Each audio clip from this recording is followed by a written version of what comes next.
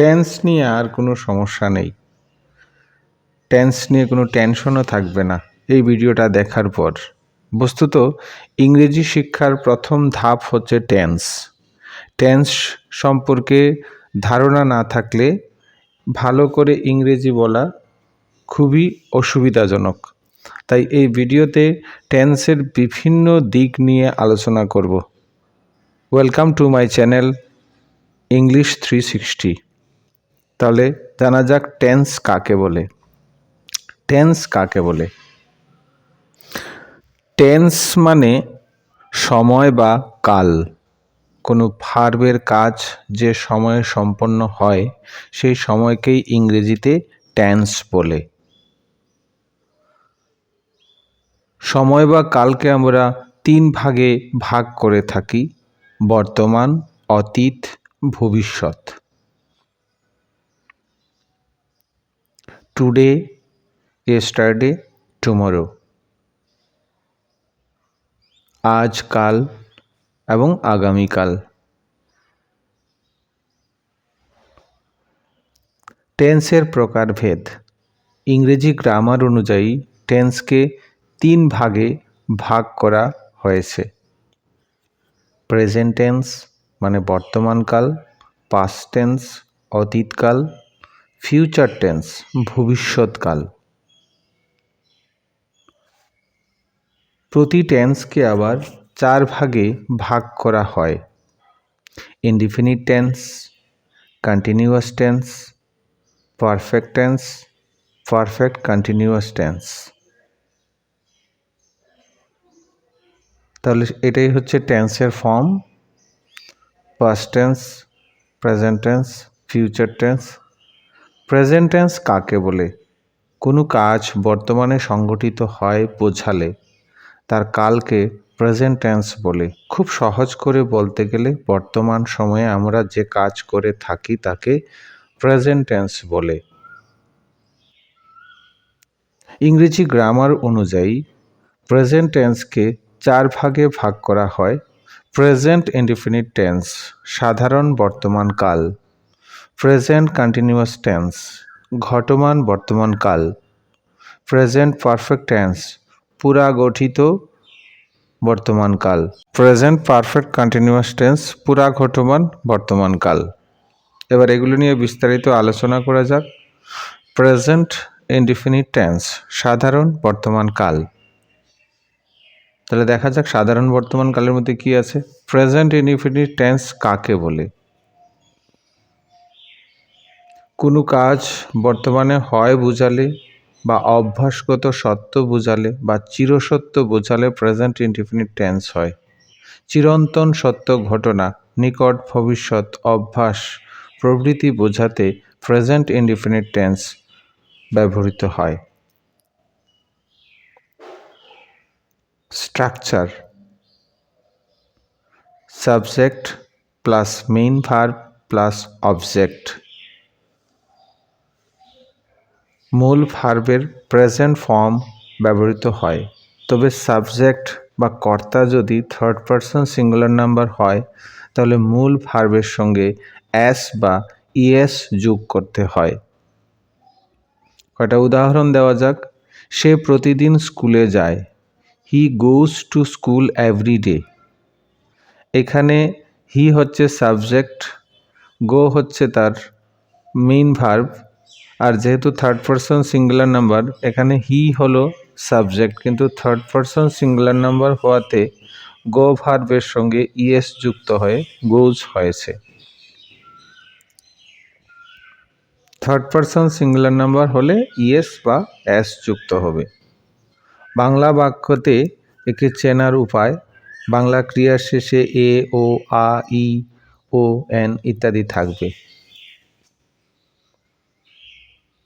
সূর্য পূর্ব দিকে উদিত হয়। The sun rises in the east. পৃথিবী সূর্যের চারিদিকে ঘুরে। The earth moves around the sun. আমি দিনে 8 ঘন্টা পড়ি। I read 8 hours a day. আমি তোমার সাফল্য কামনা করি। I wish you all successes. আমি ভাত খাই। I eat rice. আমি স্কুলে যাই। I go to school. একটা জিনিস খুব ভালো করে মনে রাখতে হবে, I, we, us, first person. You, your, second person. He, she, it এর সমস্ত নাম third person. Present continuous tense ঘটমান বর্তমান কাল। বর্তমানকালে কোনো কাজ হচ্ছে বা চলছে, মানে একটি কাজ এখনো হচ্ছে এবং নিকট ভবিষ্যতে চলবে, এরূপ বোঝালে প্রেজেন্ট কন্টিনিউয়াস টেন্স হয়। গঠন প্রণালী: সাবজেক্টের পর পার্সন ও নাম্বার অনুসারে অ্যাম, ইজ, আর বসে এবং মূল ভার্বের শেষে আইএনজি যুক্ত হয়। Structure: subject plus am, is, are plus মূল ভার্ব প্লাস আইএনজি, তারপর বাকি অংশ। বাংলা বাক্য চেনার উপায়: বাংলায় ক্রিয়া শেষে ভার্বের শেষে তেচি, তেছো, তেছে, তেছেন, তেচ্ছ, তেচ্ছেন ইত্যাদি থাকবে। কয়েকটা উদাহরণ দেওয়া যাক। বাঘ গর্জন করছে। The tiger is roaring. আমার মা রান্না করছেন। My mother is cooking. তিনি আজ এখানে আসছেন। He is coming here today. আমি পড়তে যাচ্ছি। I am going to tuition. আমি ভাত খাইতেছি। I am eating rice. সে স্কুলে যাইতেছে। He is going to school. তোমরা বই পড়িতেছ। You are reading book. I এর পর এম বসবে। হি, শি, ইট এবং অন্য সব থার্ড পারসন সিঙ্গুলার নাম্বারের পর ইজ বসবে। উই, ইউ, দে এবং প্লুরাল সাবজেক্টের শেষে আর বসবে। প্রেজেন্ট পারফেক্ট টেন্স পুরা গঠিত বর্তমান কাল। প্রেজেন্ট পারফেক্ট টেন্স বর্তমানকালে কোনো কাজ এইমাত্র শেষ হয়েছে কিন্তু তার ফল এখনও বর্তমান আছে, এরূপ বোঝালে প্রেজেন্ট পারফেক্ট টেন্স হয়। গঠন প্রণালী: সাবজেক্টের পর পার্সন ও নাম্বার অনুসারে হ্যাভ বা হ্যাজ বসে এবং মূল ভার্বের পাস্ট পার্টিসিপল ফর্ম ব্যবহৃত হয়। Structure: subject plus have, has plus first participle of main verb, তারপর বাক্যের বাকি অংশ।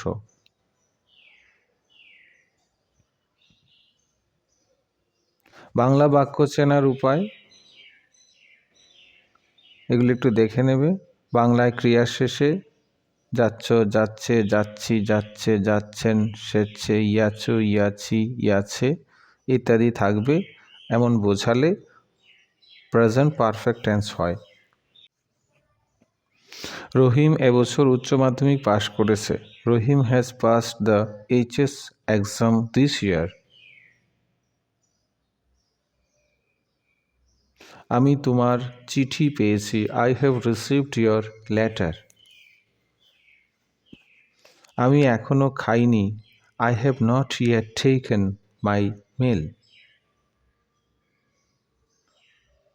সে ঘুমোতে যায়নি। He has not gone to sleep. তারা কেউ বিয়েতে আসেনি। None of them has attend the wedding. এখানে মনে রাখতে হবে subject third person singular number হলে হি, শি, ইট কোনো ব্যক্তি, বস্তু, জায়গা এবং প্রাণীর নাম বোঝালে হ্যাজ বসবে। আই, উই, ইউ, দে এবং অন্য সব প্লুরাল সাবজেক্টের ক্ষেত্রে হ্যাভ বসবে।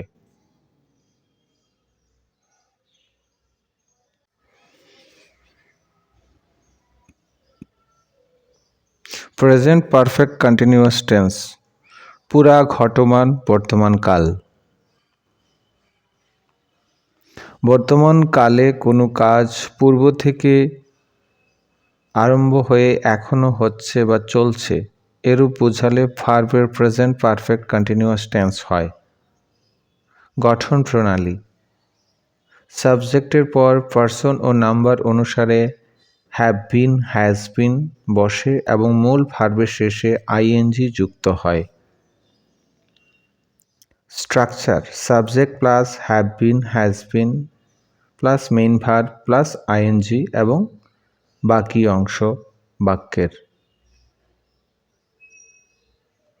বাংলা বাক্য চেনার উপায়: বাংলায় ক্রিয়া শেষে তেছো, তেচি, তেছে, তেছেন ইত্যাদি থাকবে, তার সাথে সময়ের উল্লেখ থাকে। তাহলে কয়েকটা উদাহরণ দেওয়া যাক। তারা গত 4 বছর যাবৎ কলকাতায় বাস করছে। They have been living in Kolkata for the last 4 years। তিনি রবিবার থেকে উপোস করে আছেন। He has been fasting since Sunday. বরুণবাবু আমাদের অনেক দিন ধরে ইংরেজি পড়াচ্ছেন। বরুণবাবু has been teaching us English for a long time. এই মাসের 5 তারিখ থেকে বৃষ্টি হচ্ছে। It has been raining since the 5th instant. আমি 6 ঘন্টা ধরে পড়ছি। I have been reading for 6 hours। আমি 3 দিন ধরে কাজ করিতেছি। I have been doing this work for the 3 days।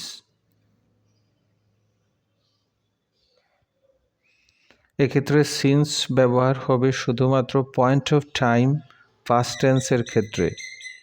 দিন কিংবা বারের ক্ষেত্রে সিন্স অর ফ্রম হয়। সব টেন্সের ক্ষেত্রে ফ্রম ব্যবহার করা যায়। অনেক বেশি সময়ের ক্ষেত্রে কোনো ব্যক্তির ক্ষেত্রে ফ্রম ব্যবহার হয়।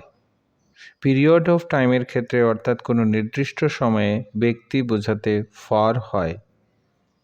সাবজেক্ট যদি থার্ড পারসন সিঙ্গুলার নাম্বার হয়, হি, শি, ইট অথবা কোনো ব্যক্তি, বস্তু, জায়গা বা প্রাণীর নাম হয়, এমন বোঝালে হ্যাজ বিন বসবে। আই, উই, ইউ, দে এবং অন্য সব প্লুরাল সাবজেক্টের ক্রিয়ার শেষে হ্যাভ বিন বসবে। Thank you for watching.